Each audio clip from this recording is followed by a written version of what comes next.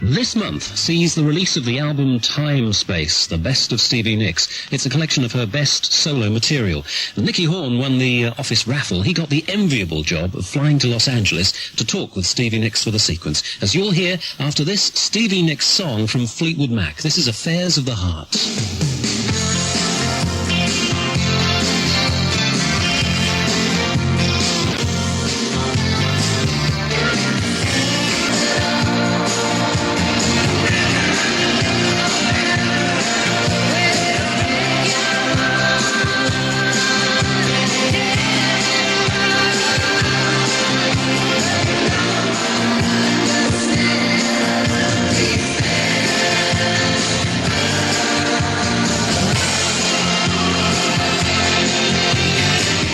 Stevie Nicks and Affairs of the Heart from Behind the Mask, the final song she recorded as a member of Fleetwood Mac. Hello, this is Nicky Horme, and the next hour is dedicated to an intimate conversation with Stevie Nicks, whose retrospective album Timepieces has just been released. On August the 27th, I went to Stevie's home. Not so much a house, more a recreation of a medieval castle just outside Los Angeles. We started the interview just before midnight, and I left as the dawn broke at around 5:30 a.m. Our conversation centered around her fascinating and tragic personal life, a subject she's previously kept private. But as you'll hear, on this night, she was extraordinarily candid. We started the conversation by candlelight in one of her huge living rooms. A log fire flickered inside, and outside, a waterfall quietly flowed. Our first topic of conversation was Fleetwood Mac, and why last December she decided to leave the band for good. Well, mainly because I thought that after 15 years of fighting like a dog to keep this band together, which I did, and believe me, a lot of things happened that would have made most people say, excuse me, but this isn't what I want to do anymore, so I'm leaving. And so what happened was that it was on a Friday, and it was a couple months ago, and I called up on Friday afternoon to try to get Mick, and got his answering service, and I said to him, Mick, this is very serious. I need you to call me. If you don't call me, it's going to be disastrous. And he didn't call. So I called I finally tracked down his manager. And I told Dennis what I wanted. I said, I want Silver Springs because it belongs to my mother. The whole thing was the fact that I could never, my mom won't take anything from me. The only thing that she will take from me is a gift of song. And so that's why I gave her this song, was because I wanted to give her some money. I wanted to give her some money to do some things that she'd wanted to do for a long time. And I wrote it for Rumors, and 14 years ago, I walked into the studio, and the record was basically done. And I said, it was at the record plant. And Mick said, Stevie, I need you to come outside to the parking lot because I need to talk to you for a minute. And I knew it was really serious because Mick never asked you to go out to the parking lot for anything. And so we walked out to the huge record plant parking lot, and he said, I'm taking Silver Springs off the record. And of course, my first reaction was, why? And he said, because there's a lot of reasons, but because basically it's just too long. And we think that there's another of your songs that's better. And so that's what we want to do. Before I started to get upset about Silver Springs, I said, what other song? And he said, a song called I Don't Want to Know. And I said, but I don't want that song on this record. And he said, well, then don't sing it. And then I started to scream, bloody murder, and probably said every horrifyingly mean thing that you could possibly say to another human being. And walked back in the studio completely flipped out. I said, well, I'm not going to sing I Don't Want to Know. I am 1/5 of this band. And they said, well, if you don't like it, you can either A, take a hike, or B, you better go out there and sing I Don't Want to Know, or you're only going to have 2 songs on the record. And so basically, with a gun to my head, I went out and sang I Don't Want to Know. And they put Silver Springs on the back of Go Your Own Way. So I was real angry, and but I learned to live with it for a long time. And then when Timespace came around,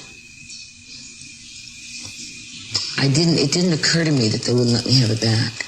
And switching back quickly to the night that I called Mick a couple months ago, and he didn't return my call, I talked to his manager and I said, well, you find Mick and you tell him that if I don't have those tapes by Monday, I am no longer a member of Fleetwood Mac. And he said, okay, give me till 10:30. I'll find Mick. Don't do anything yet. And I said, okay. And at about 10:15, Dennis called back and said that he had finally tracked Mick down, and that Mick had said, over my dead body, will I ever give that song back?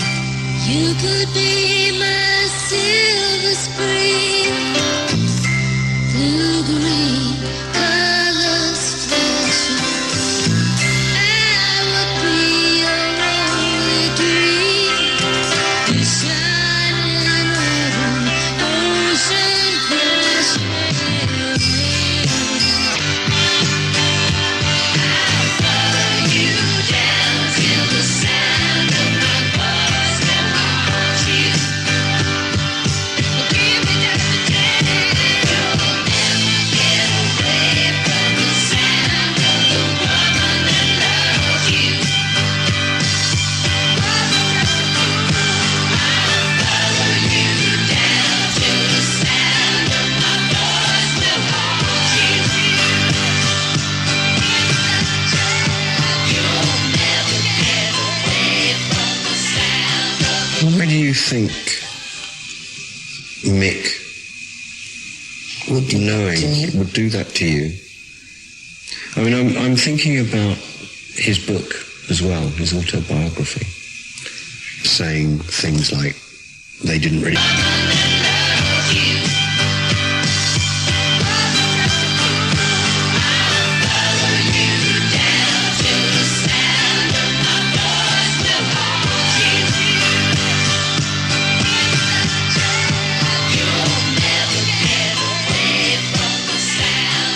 Why do you think Mick, Would do knowing, to me? would do that to you?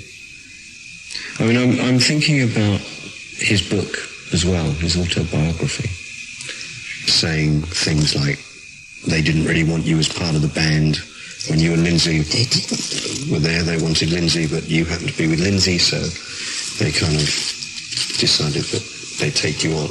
I was the extra house cat. But he also revealed about a relationship that he had with you. And now he's, according to your story, Now he's ruined Fleetwood Mac's future. why did he do that to you, Stevie? I don't know. I don't think that unless he sits down with me someday and tells me that I will ever know. And knowing Mick as well as I know him, he will never tell me. And if I hadn't have hung in there all that 15 years and really tried to keep this band together, I mean, I could have dropped out when Lindsay left. Easy. It would have been easy. Nobody would have questioned it. I could have left then and just gone on with my solo career. But I did not. I chose to juggle 2 careers, which nearly killed me. Because while they went to Hawaii after we finished touring and doing an album, I went straight into the studio. And then I toured. And then when I finished my album, I went straight into the studio. And they were angry with me because I was late. So I was constantly under the gun of them being very angry with me because I was doing something else instead of just complete Fleetwood Mac. Apart from being obviously angry and very mad at Mick, what other emotions have you got now that you're no longer part of Fleetwood Mac? Apart from anger, what else is there? Well, I will always love the band. I mean, I loved being in the band. That's why I stayed in the band. That's why I would have stayed in the band. I loved being a part of 5 people that were completely faithful unto each other in many, many ways. I love John to death. I adore Christine. Lindsay and I are on real good terms, but we never were, so that's not anything new. It was quite a special relationship, those 5 people. To be in that band was like a dream come true.